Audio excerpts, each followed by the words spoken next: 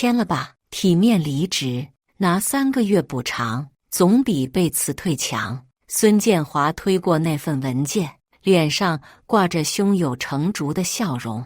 能给我们3天时间考虑吗？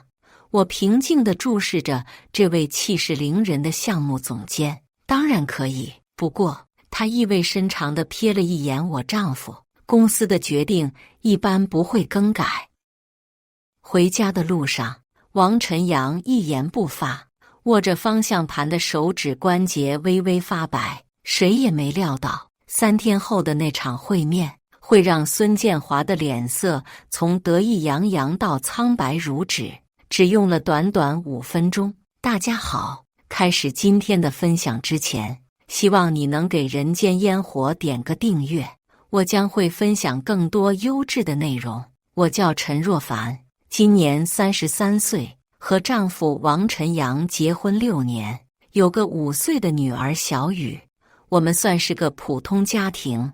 王晨阳在华腾科技做技术主管，我经营一家小型设计工作室，日子过得还算不错。那天是周5下午，我提前结束工作，准备回家给家人做顿丰盛的晚餐。最近王晨阳总是情绪低落，我想给他个惊喜。刚停好车，就看到他的车已经在楼下了。这么早就回来了，我心里有些疑惑。王晨阳平时加班到8、9点是常态。推开家门，小雨正在客厅地毯上玩积木，保姆在厨房忙碌。妈妈回来啦！小雨扑进我怀里。小雨今天乖不乖？我亲了亲她的小脸，超乖。我在等爸爸陪我搭城堡呢。爸爸回来了。王先生下午3点多就回来了。保姆从厨房探出头，看起来不太开心，一直在书房里。我放下包，轻轻推开书房门。王晨阳坐在电脑桌前，手里拿着一份文件，眼神空洞地望着窗外，连我进来都没察觉。老公，怎么这么早回来了？他回过神，勉强挤出笑容。没事，工作不忙，就先回来了。我走到他身后，看到桌上那份文件，员工离职协议书，上面清清楚楚写着王晨阳的名字。这是什么？我的心一下子提到了嗓子眼。王晨阳慌忙把文件合上，没什么重要的，你骗我！我一把抢过文件，离职协议，公司要开除你。王晨阳长叹一口气，整个人像泄了气的皮球。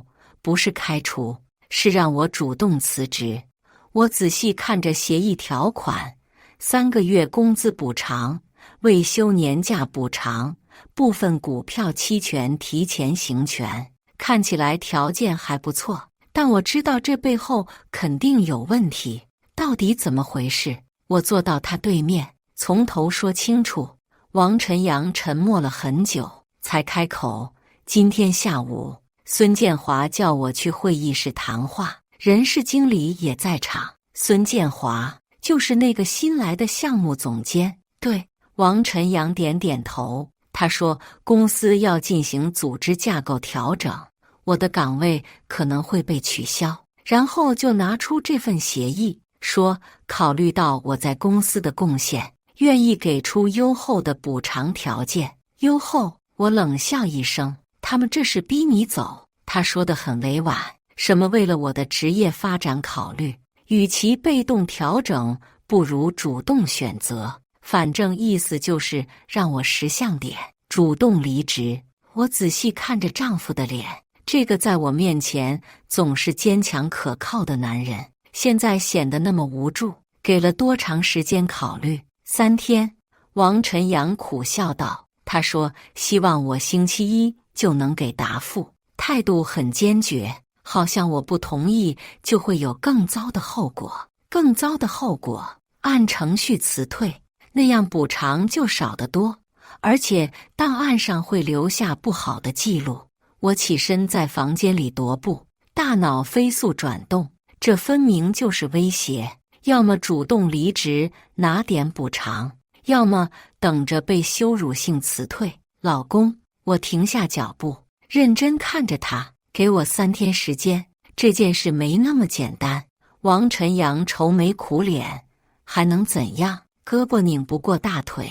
孙建华现在是公司红人，我一个边缘化的老员工，能有什么办法？相信我。我握住他的手，事情还没完。那晚，王晨阳早早睡了，我却辗转反侧，看着熟睡的丈夫，我暗暗下定决心，这次我绝不会让任何人伤害他的尊严。第2天是周六，我哄着王晨阳详细回忆这半年来在公司的遭遇。听完后，我的愤怒简直要爆炸。事情要从半年前说起。华腾科技被一家大型投资集团收购后，原来的技术总监离职，空降了孙建华这个项目总监。孙建华一来就带了自己的班底。王晨阳回忆道，一个姓刘的年轻人叫刘昊天，刚毕业的研究生，被他直接提拔成小组长。你们这些老员工呢，被一个个边缘化。王晨阳无奈地摇头。先是开会，恰好忘了通知我们，然后是核心项目被转交给新人负责，最后连办公位置都被调到角落里。我让王晨阳拿出手机，翻看工作群的消息记录，果然，从3个月前开始，王晨阳在群里发的消息很少有人回复，即使回复也是寥寥几字，敷衍至极。这个刘昊天接手你的项目后，做得怎么样？一塌糊涂。王晨阳苦笑道，上个月系统崩了3次，每次都是他的代码出问题，最后还是我半夜被叫去修复的。那孙建华知道吗？当然知道，但他从来不承认是刘昊天的问题，每次出事故，他都说是系统复杂性导致的正常波动。然后表扬刘昊天在困难面前表现出色。听到这里，我气得拍桌子，太过分了！明明是你救的火，功劳却被别人拿走。王晨阳摆摆手，职场就这样，谁叫人家是领导的心腹呢？我继续追问具体的孤立细节。王晨阳告诉我，3个月前，他的办公位置被调到靠近打印机的角落，理由是优化办公空间布局。从那以后，他就像个隐形人，离核心团队越来越远。同事们呢？以前关系不是挺好的吗？都明哲保身。王晨阳的声音满是疲惫。谁敢跟被边缘化的人走太近？午餐时，我坐在那里，整桌子空位。没人愿意坐我旁边。那个老周呢？你不是说他人挺不错的？老周私下同情我，但他自己也岌岌可危，不敢公开支持。前2天他还偷偷告诉我，孙建华在管理层会议上说要清理一批思想僵化的老员工。我心里的怒火越烧越旺。王晨阳在华腾科技工作了8年。参与开发过多个核心系统，拿过好几个技术专利，现在却被这样对待。季度考核的事呢？你说被打了最低分，D级。王晨阳拿出考核表给我看，评语是团队融入不足，工作积极性需要提高。我看着那份考核表，评分人正是孙建华，各项指标都是最低分。评语更是一堆官方套话，完全没有提到王晨阳解决的那些技术难题，这简直是颠倒黑白。我忍不住说，你加班加点解决问题，反而说你工作积极性不够。人力资源部的小李私下告诉我，连续2次D级评分的员工会被列入优化名单。王晨阳的声音平静得像在说别人的事，也就是裁员的意思。我意识到问题的严重性，这不是简单的工作调整，而是一场有计划的排挤行动。孙建华想建立自己的势力范围，而王晨阳这样的老员工就成了绊脚石。老公，你有没有想过，为什么他们非要赶你走？我问。王晨阳想了想，可能因为我知道的太多吧。公司现在主推的几个项目，核心技术都是我早期设计的。如果我留在团队里，容易暴露某些人的创新其实是抄袭。什么意思？刘昊天负责的那个智能推荐系统，算法核心就是我2年前方案的翻版，他只是换了个名字，稍微改了改参数，就当成自己的突破性成果。听到这话，我若有所思。这不仅仅是人事斗争，还涉及技术剽窃的问题。你有那些原始设计文档吗？当然有。王晨阳点头，所有项目资料我都有备份，包括专利申请的相关文件。那就好。我拍拍他的肩膀，别急着认输。虽然表面安慰丈夫，但我心里已经开始盘算对策。王晨阳是个纯粹的技术人，在职场博弈上太过单纯，而这正是我能帮助他的地方。接下来的2天，我开始了细致的调查工作。我让王晨阳把这8年来参与的所有重要项目都详细梳理一遍，特别是那些被他人占据功劳的技术成果。周日上午，我们坐在书房里，王晨阳的电脑屏幕上展示着各种技术文档、邮件记录和会议纪要。这个用户行为分析系统最初的架构设计是我做的。王晨阳指着屏幕说：“看这份邮件，时间是2年前，我向技术总监汇报的设计方案。”我仔细看着邮件内容，然后对比刘昊天最近申请的专利资料，除了术语稍有不同，核心思路几乎一模一样。还有这个智能推荐算法。王晨阳翻出另一份文档，我在3年前就写了详细的技术报告，现在被刘昊天包装成革命性创新。我一边记录，一边思考，这些证据如果运用得当，完全可以证明刘昊天的所谓创新其实是剽窃行为。老公，你还记得孙建华在什么时候、什么场合说过要清理老员工的话吗？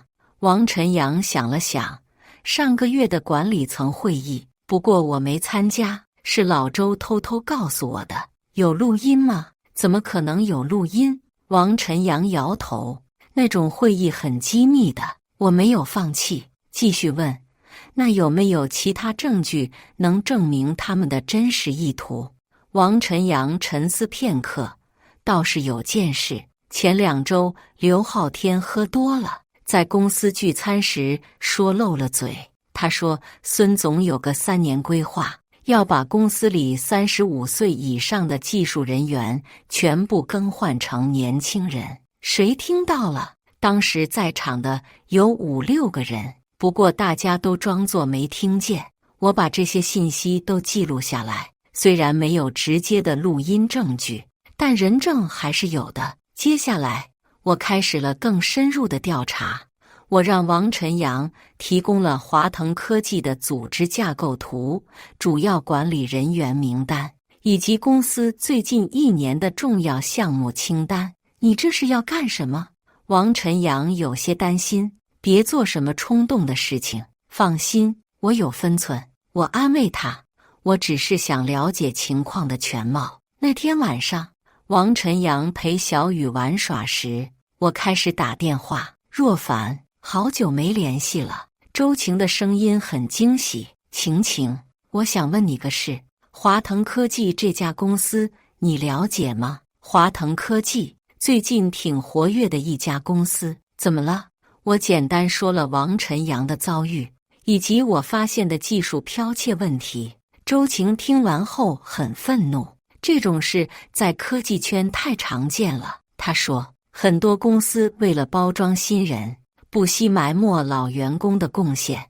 你有具体证据吗？有，而且很详细。那就好办了。如果证据确凿，我们可以做一期深度报道，这种技术剽窃的行为必须曝光。第二个电话打给了我的法学院同学王律师，我把情况跟他说了一遍，询问从法律角度有什么办法。技术剽窃如果有确凿证据，可以通过专利维权的方式解决。王律师说，不过这个过程比较长，而且成本不低，还有别的办法吗？如果是上市公司或者有投资方的公司，可以考虑向监管部门举报。投资方最怕的就是技术造假，一旦被发现，对公司估值影响很大。第三个电话是最关键的，我拨通了一个许久未联系的号码。陈总编辑，我是若凡。电话那头传来熟悉的声音，若凡，你怎么想起给我打电话了？李总，我想跟您商量个事。挂断电话后，已经是晚上11点。王晨阳从小雨房间出来，看到我还在打电话，好奇地问，这么晚了，还在忙什么？准备反击。我简单地说，明天你就知道了。王晨阳虽然疑惑，但看到我胸有成竹的样子，也没有多问。其实，我有一个王晨阳不知道的身份，我一直没有告诉王晨阳，因为我不想影响他的职场判断。但现在是时候动用这些资源了。周一上午，王晨阳准备去公司回复孙建华，我主动提出要陪他去。你去干什么？王晨阳有些担心，这种谈话可能会很难堪。我是你妻子，这关系到我们全家的未来，我当然要参与。我一边整理文件袋一边说，而且我想亲自见见这位孙总监，可是公司那些人可能不会给你好脸色。孙建华最讨厌家属插手工作的事。我笑了笑，别担心，我不会让你难堪的。我们到华腾科技时，前台小姐看到王晨阳身边的我，露出惊讶的表情。王主管，孙总在会议室等您，这位是我太太陈若凡。王晨阳回答，孙总同意他一起参加谈话。前台犹豫了一下，拿起电话通报。不一会儿，他放下电话，勉强笑了笑。孙总说可以，请跟我来。会议室里，孙建华和人事经理已经在等候。看到我，孙建华眉头微皱，但很快调整了表情。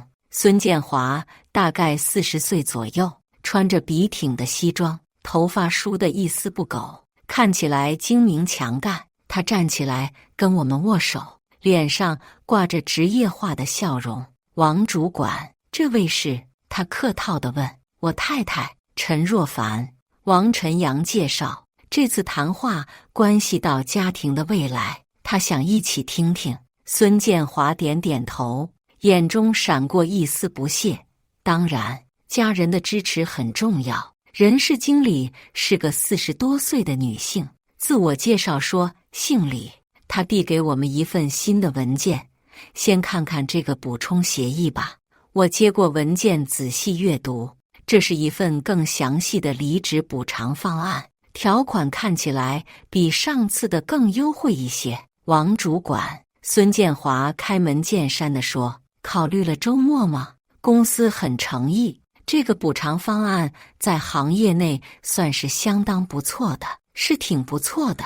我突然开口，不过我想问一下，为什么认为我丈夫不适应公司新发展方向？孙建华显然没料到我会发问，愣了一下，然后用哄小孩的语气回答，这涉及公司内部的专业评估，比较复杂，可能不好向外人解释。那简单说说吧。我微笑着继续追问，毕竟这关系到我们全家的生计。孙建华有些不耐烦，简单说就是，王主管的工作方式比较传统，公司现在需要更有创新精神的人才。哦，我装作很感兴趣的样子。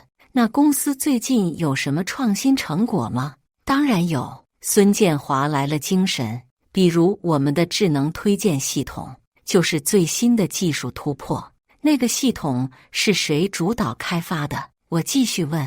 刘昊天，我们的技术骨干，非常有天赋的年轻人。我点点头，听起来很厉害。那我丈夫离职会对这些项目有影响吗？当然不会。孙建华自信地说，我们有完善的技术传承机制。那就好。我看向王晨阳，故意问，老公，你那个核心算法的 bug 修复了吗？就是上周刘昊天找你帮忙的那个。王晨阳愣了一下，明白了我的意图，还没完全解决。那个问题需要深入理解整个系统架构才行。孙建华的脸色变了变，显然知道我们在说什么。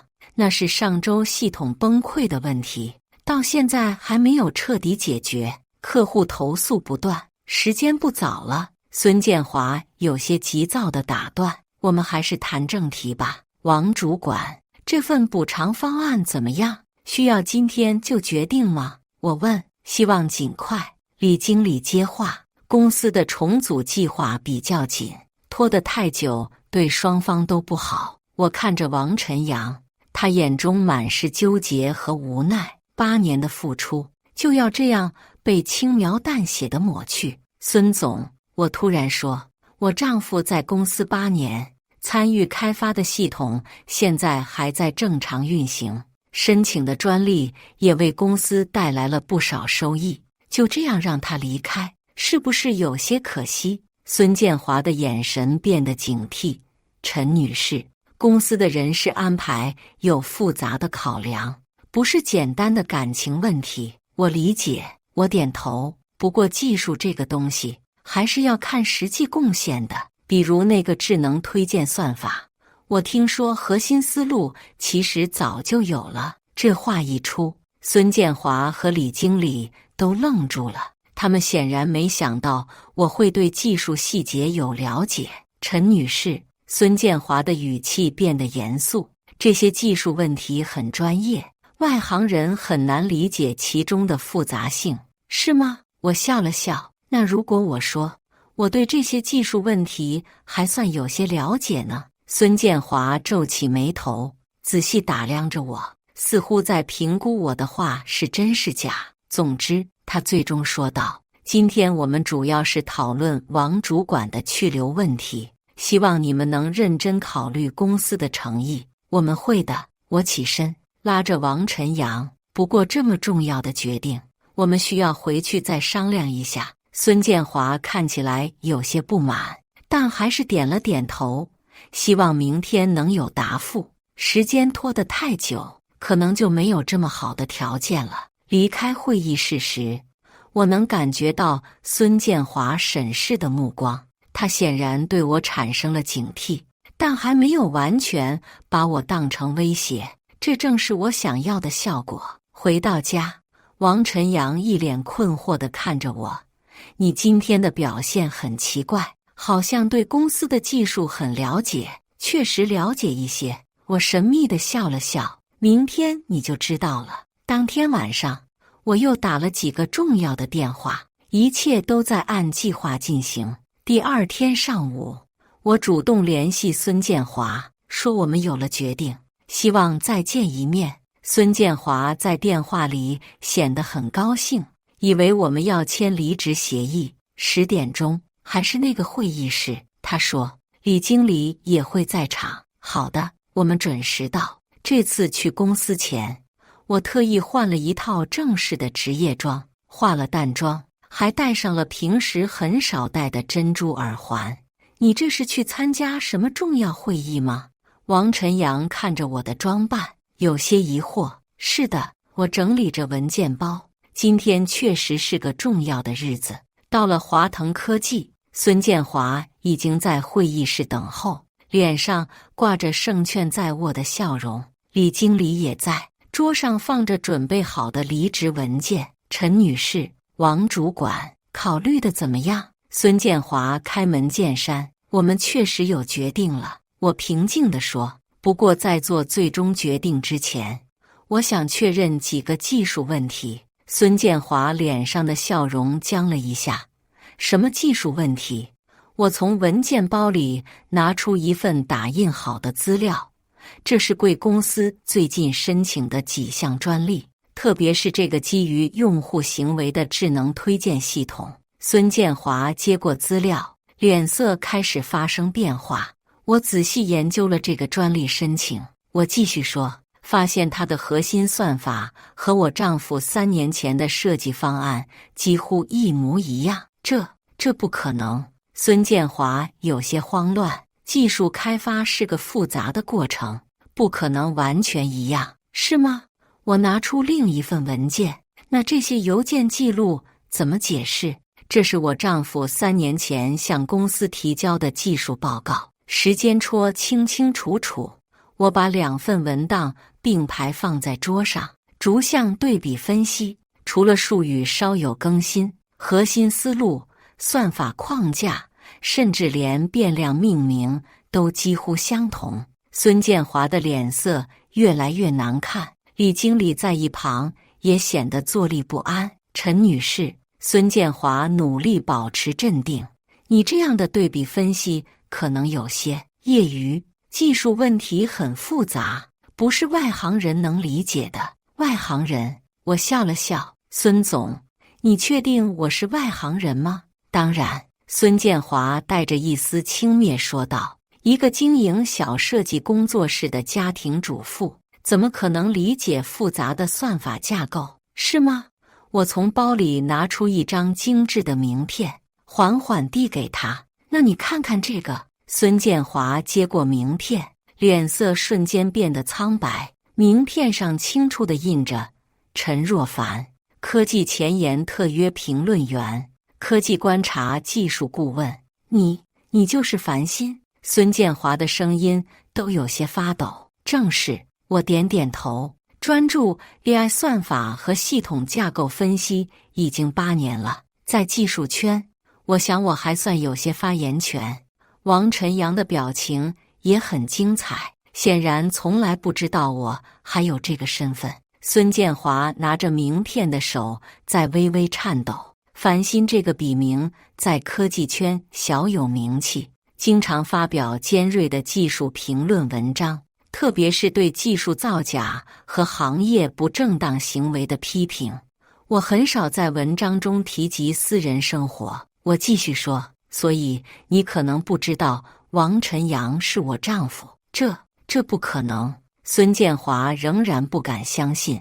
你怎么可能是樊鑫？你可以查证。我淡然地说，我的专栏文章、技术评论都有详细的署名。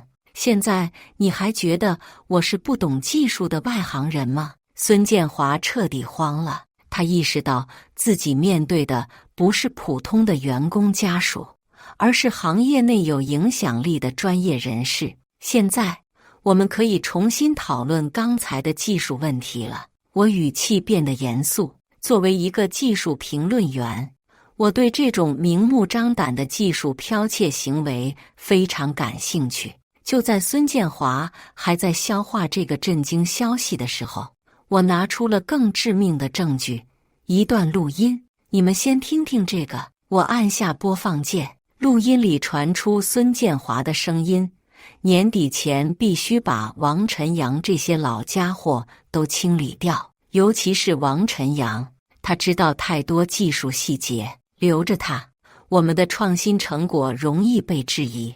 最好是逼他主动离职，这样赔偿少，也不会引起投资方的注意。录音播放完毕，会议室里一片死寂。孙建华的脸色从白变青，李经理震惊地张大了嘴。这是非法录音。孙建华终于找回了声音，但明显很慌乱。是吗？我故作惊讶。这是你上次管理层会议的内容。当时记录员在场，而且作为一名技术评论员，我有义务揭露这种不当行为。我打开笔记本电脑，调出一个详细的分析报告。这是我整理的完整证据链，我丈夫的原始设计文档、专利申请时间对比、刘昊天抄袭的具体分析，还有你们恶意排挤老员工的证据。孙建华站起来，在会议室里来回踱步，显然在思考对策。你到底想要什么？他终于开口问，声音已经完全没有了之前的傲慢。很简单，我平静地说。第一，承认我丈夫对这些技术成果的贡献。第二，恢复他应有的职位和待遇。第三，对过去的不公正对待进行书面道歉。就凭这些，孙建华试图挽回一些颜面。你以为不止这些？我打开电脑的另一个文件夹，我已经把所有证据发给了三方：公司董事会、主要投资方的技术顾问，还有我在科技媒体的同行。听到这话，孙建华和李经理都彻底愣住了。你知道技术剽窃对一家科技公司意味着什么吗？我继续说，特别是当公司的估值很大程度上基于这些创新技术的时候，如果投资方发现被欺骗了。我没有说完，但威胁已经足够明显。孙建华的脸色彻底变了，他下意识地看向李经理，后者也是一脸惊恐。陈女士，不，樊鑫老师。孙建华的语气完全变了，带着明显的讨好意味。我们是不是可以私下谈谈？私下？我冷笑一声。你觉得现在还有私下谈的必要吗？就在气氛剑拔弩张的时候，会议室的门突然被推开了。进来的人让所有人都吃了一惊。华腾科技的董事长赵明远。赵明远是个50岁左右的中年人，头发花白，但精神矍铄，眼神锐利。他走进会议室时，整个氛围瞬间变得紧张起来。孙建华，这是怎么回事？赵明远的声音洪亮有力。我刚刚收到了一堆关于技术剽窃的举报材料。孙建华猛地站起来，脸色煞白。赵董，您怎么来了？这只是个误会。误会？赵明远环视会议室，目光在我和王晨阳身上停留。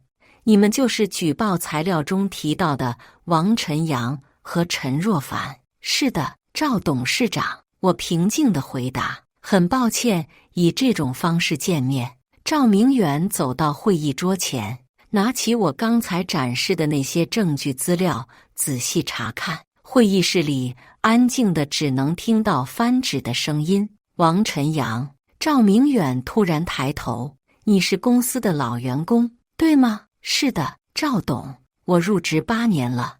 王晨阳紧张地回答。我记得你。赵明远点点头。你参与过第1代用户分析系统的开发，那时候公司还很小。是的，王晨阳眼中闪过一丝怀念。那时候整个技术团队只有7个人。赵明远的表情变得严肃。孙建华，你来公司时，我特别强调过什么？孙建华结结巴巴地说，您说要尊重老员工，发挥他们的经验优势。那你现在在做什么？赵明远的声音提高了8度，把有经验的技术骨干赶走，让新人窃取他们的成果。赵董，事情不是这样的。孙建华试图解释，技术开发本来就有延续性。延续性？赵明远打断他，指着桌上的对比资料，你看看这些证据，这哪里是延续性？这分明就是抄袭。我在一旁补充道，赵董事长，除了技术剽窃问题，还有恶意排挤老员工的情况。我播放了那段录音。赵明远听完后脸色更加难看。孙建华，这就是你的管理方式？赵明远的声音中充满了怒火。我创建这家公司是为了让有才华的人发挥价值，不是为了让你搞这些内斗。孙建华已经完全慌了，他不停地擦汗，试图为自己辩护。赵董，市场竞争激烈，我只是想什么？想把公司搞垮。赵明远厉声打断，你知道技术剽窃对一家科技公司意味着什么吗？如果被媒体曝光，投资方撤资，我们10年的努力就毁了。李经理在一旁瑟瑟发抖，不敢说话。赵明远转向我：陈女士，感谢你的举报，如果不是你提供的证据，我还被蒙在鼓里。赵董事长客气了，我礼貌地回应，我只是希望我丈夫能得到公正的对待。赵明远点点头，然后做出了决定，从现在开始，孙建华停职接受调查，王晨阳立即恢复原有职位，并担任技术委员会顾问，负责技术传承和新人培训。至于专利问题，他继续说，所有相关申请都要重新审核，确保真正的创作者得到应有的认可。孙建华听到这个决定，脸色灰败，瘫坐在椅子上。赵董，我说，还有一个人需要处理，就是刘昊天。他虽然是执行者，但也要承担相应责任。当然，赵明远严肃地说，所有参与技术剽窃的人都要接受调查。他转向王晨阳：王晨阳，我代表公司向你正式道歉，你的贡献不应该被忽视，更不应该被窃取。希望你能继续为公司发展贡献力量。王晨阳眼眶有些湿润，显然被这突然的转变所触动。谢谢赵董的信任，我一定尽力。陈女士，赵明远看向我，公司需要一位技术伦理顾问，你有兴趣担任这个职位吗？我微笑着摇头，谢谢赵董事长的好意，我目前的工作已经很充实了。不过如果公司需要技术评估，我很乐意以顾问的身份帮忙。会议结束后，孙建华默默收拾东西离开，没有看我们一眼。李经理也匆匆离去，显然被这场风波吓坏了。走出会议室时，王晨阳仍然有些恍惚，不敢相信事情会有这样戏剧性的转变。刚才真的发生了吗？他小声问我。当然是真的。我握住他的手。正义得到了伸张。可是你什么时候成了科技评论员？我怎么从来不知道？我有些不好意思，我一直不想告诉你，怕影响你的职场判断，但这次情况特殊，必须动用这些资源。王晨阳紧紧抱住我。谢谢你，我的超级英雄。别这样说。我在他耳边轻声道，我们是夫妻，任何困难都要一起面对。赵明远的决定在华腾科技掀起了巨大的波澜。孙建华被正式解除职务，刘昊天被调离核心项目组，而王晨阳不仅恢复了原有职位，还被提升为技术委员会顾问。消息传开后，公司里的氛围发生了明显变化。那些曾经疏远王晨阳的同事突然变得热情起来。午餐时，他的座位不再空无一人。工作群里他的发言也得到了积极回应。老王，恭喜恭喜！老周第一个跑来祝贺，这下可出了一口恶气。谢谢老周。王晨阳笑着说，以前的事就不提了，大家一起把工作做好。你太大度了。老周感慨道，要是我，非得好好收拾那些落井下石的人。王晨阳摇摇头，职场上的事过去就过去了，现在最重要的是把技术做好。赵明远很快组织了一次全公司的技术回顾会，让王晨阳介绍他这些年参与的核心项目。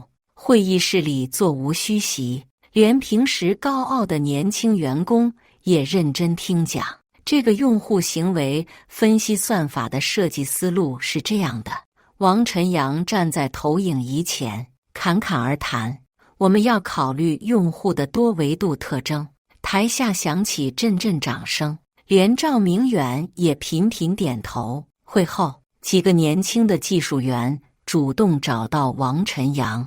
王顾问，我们有些技术问题想请教。看着丈夫重新焕发的神采，我心里充满了欣慰。这才是真正的王晨阳。自信、专业，充满技术热情。今天的演讲太棒了，晚上我夸奖他。那些年轻人看你的眼神都像在看偶像。王晨阳腼腆地笑了，他们都很聪明，只是缺少经验和系统性的思考。有人指导，他们能做得更好。这就是你和孙建华的区别。我感慨道，他只看别人对自己是否有利，而你看到的是技术本身的价值。调查结果很快公布，孙建华存在严重的管理失职和技术剽窃包庇行为，被正式解除职务。几项有争议的专利申请得到修正。王晨阳被列为主要发明人。刘昊天虽然被调离核心项目，但王晨阳主动提出要指导他，给他改正的机会。你太善良了，我不解地说，他差点抢了你的成果，你还要帮他？他还年轻，技术基础其实不错，只是被带偏了。王晨阳宽容地说，与其惩罚他，不如教他正确的价值观。这就是我的丈夫，即使受到不公对待，仍然保持着技术人员的纯真和善良。意外的是，我的设计工作室也因为这次事件受益。赵明远亲自邀请我为华腾科技的新产品设计用户界面，这是赵董的意思。王晨阳告诉我，他说你的设计理念和技术洞察正是公司需要的。我愉快地接受了这个合作机会，项目进展很顺利，我设计的界面得到了用户的好评，工作室的名声也因此大增，接到了更多优质的订单。1个月后的一天，王晨阳下班回家时，脸上带着神秘的笑容。有个好消息要告诉你，他迫不及待地说，公司决定提名我为下一任技术总监。真的吗？我惊喜地抱住他，太棒了！我就知道他们会看到你的价值，这都是因为你。王晨阳深情地看着我，如果不是你勇敢地站出来，我可能早就灰溜溜地离开了。我只是做了妻子应该做的事。我笑着说，而且我只是提醒他们一个简单的事实，真正的人才不在于年龄，而在于价值。那天晚上，我们开了一瓶珍藏的红酒庆祝。举杯时，王晨阳认真地说，谢谢你，不仅为我争取了公正，更重要的是让我找回了自信和尊严。这没什么。我轻碰他的酒杯，因为我始终相信你值得拥有最好的一切。以上就是今天分享的故事。大家有什么想说的、想吐槽的，欢迎在下方评论交流。也更希望能给人间烟火点个订阅，我将会分享更多优质的故事内容。